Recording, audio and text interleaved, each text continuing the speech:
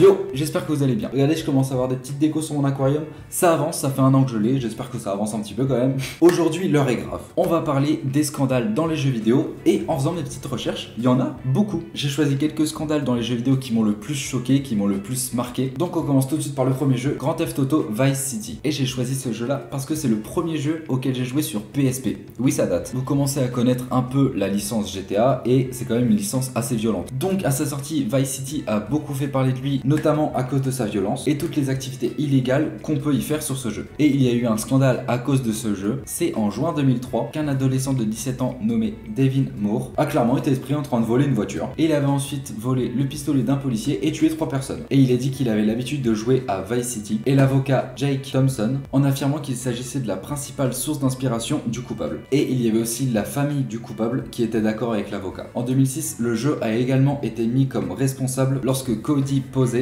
a tué toute sa famille dans un ranch au Nouveau-Mexique, car jouer à Vice City était son passe-temps favori. En 2003, des groupes cubains et haïtiens en Floride ont dénoncé le jeu de racisme envers ces minorités, voire un appel de génocide. Et un an plus tard, Rockstar a publié une deuxième version du jeu avec quelques lignes de dialogue arrangées pour contourner le problème. SWOP ou SWOP, une organisation de droits des prostituées, appelle au boycott de la série GTA, car selon elle, elle dégrade l'image des prostituées comme les faisant passer pour des cibles faciles. Et pour finir, en Australie, la possibilité d'acheter des prostituées a été retirée du jeu afin que le jeu puisse sortir. Et à noter que pour le gouvernement australien, le meurtre est moins grave que la prostitution. Donc c'est pour ça qu'ils ont supprimé cette option du jeu pour les Australiens. Donc en vrai déjà pour le premier jeu, ça fait beaucoup. Même si je pense que c'est pas les seuls problèmes qu'il y a eu sur la licence GTA, il y en a eu plein d'autres. Du coup maintenant on passe au deuxième jeu, Postal 2. Et c'est sûrement l'un des jeux les plus provocateurs et les plus choquants de l'histoire du jeu vidéo. Je ne connaissais pas ce jeu avant de faire mes recherches, mais ça m'a l'air d'être bien violent par contre comme jeu, vraiment plus que GTA je pense. Postal 2 met en avant la violence gratuite, la drogue, l'homophobie et la xénophobie. Et tout un tas de thèmes dangereux. Et il a été banni de nombreux pays, dont la France. Et pour qu'un jeu se fasse bannir de la France, c'est vraiment que c'est très limite, parce qu'en France on est plus sur la liberté d'expression et tout, mais donc pour qu'il se fasse bannir de la France, c'est vraiment que c'était un jeu vraiment hard par contre. En Nouvelle-Zélande, et ça c'est fou, la possession même du jeu est punissable de 10 ans de prison ou 275 000 € d'amende. Et les développeurs se défendent en disant que c'est au joueur de choisir s'il fait le bien ou le mal en gros. En effet, il est possible de finir le jeu sans tuer personne par contre. Mais néanmoins, de nombreuses scènes incitent à commettre des violences. Et depuis le premier épisode de la saga, de nombreuses associations ont lutté pour l'interdiction de ce jeu. Et les développeurs en ont rajouté une couche lors du deuxième volet. On peut visiter le bâtiment de Running with Scissors qui se fait attaquer par un groupe de anti-jeux vidéo et le joueur peut tuer la totalité des personnes pour protéger les employés du bâtiment. En 2006, Kim Virgil tue une personne au collège de Dawson à Montréal avant de se suicider. Et on a appris que cette personne jouait régulièrement à tous les jeux de la saga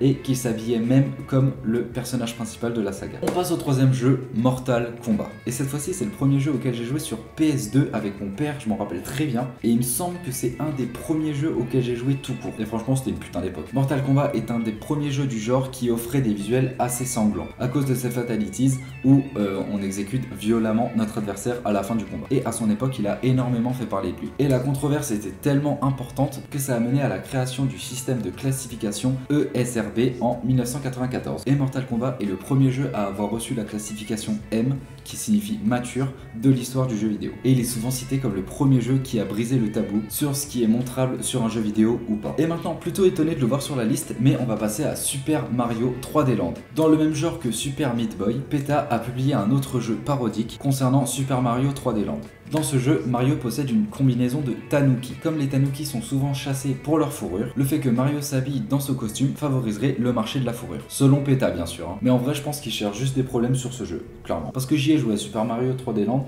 et franchement, j'ai pas pensé à chasser les tanuki parce qu'il était habillé en tanuki, clairement. Ensuite, on passe à Pokémon version noire. C'est PETA qui a décidé qu'il y avait un problème sur le jeu, alors que pas forcément, comme Super Mario 3D Land. Du coup, PETA ont aussi créé un jeu parodique nommé Pokémon Black and Blue pour dénoncer l'image de la cruauté envers les animaux illustrés dans la licence, en comparant l'enfermement des Pokémon dans les Pokéballs avec les cages et les chaînes utilisées durant les cirques. Dans le jeu, on contrôle les Pokémon qui sont révoltés contre leur maître et qui doit les affronter. Donc là, voilà, on vient de faire deux jeux, Super Mario 3D Land et Pokémon version noire, où en gros c'est PETA qui a décidé de créer des jeux parodiques sur les jeux originaux, on va dire, et qui ont décidé de détourner ça en problème, alors que dans les jeux originaux, personne ne voyait ces problèmes-là. Enfin moi en tout cas je les ai pas vus ces problèmes-là. Et ensuite on passe au 6e et dernier jeu, StarCraft. Il existe plusieurs légendes du mec qui est mort en jouant aux jeux vidéo pendant trop longtemps. Mais cette légende est bien réelle. Lee Sung-chop, j'espère que je le dis bien, j'ai un pote qui est parti en Corée du Sud, dis-moi si je le dis bien. Du coup, Lee est un Coréen de 28 ans et il est mort dans un cybercafé en jouant, préparez-vous, près de 50 heures d'affilée à StarCraft. Cela a bien évidemment remis sur le plateau le débat de l'addiction sur les jeux vidéo. Mais je pense que ça, l'addiction sur les jeux vidéo, on en fera une autre vidéo parce que ça pourrait être un sujet ultra intéressant à traiter par contre. Donc voilà, en vrai on a fait les 6 scandales dans les jeux vidéo qui m'ont le plus touché, on va dire. Par exemple, GTA, c'est le premier jeu auquel j'ai joué sur PSP. Ensuite, il y avait Postal 2 où c'était vraiment une grosse dinguerie, trop violent ce jeu. Ensuite, il y avait Mortal Kombat, c'est le premier jeu auquel j'ai joué sur PS2. Et ensuite, il y a les deux jeux, Pokémon version noire et Super Mario 3D Land, où j'avais envie de vous montrer qu'il n'y a pas tout le temps des problèmes dans les jeux vidéo et que des fois, il y a plein de personnes ou de sociétés qui cherche un peu la petite bête, voilà, on va le dire. Donc bien sûr pour moi dans Pokémon version noire et dans Super Mario 3D Land, il n'y a pas de problème. Et ensuite j'avais envie de vous parler de StarCraft et de l'addiction sur les jeux vidéo parce que 50 heures c'est quand même énorme. Et du coup j'hésite à faire une petite vidéo sur l'addiction sur les jeux vidéo. Je pense que je vais vous préparer ça durant l'année. C'est pas prévu pour tout de suite, mais c'est dans un coin de ma tête. Du coup, voilà les amis, j'espère que vous avez kiffé cette petite vidéo sur les scandales dans les jeux vidéo. J'espère qu'elle vous aura plu. N'hésitez pas à vous abonner à la chaîne, à liker la vidéo. Et moi, je vous dis à la prochaine. Salut à tous, j'espère que j'aurai des poissons.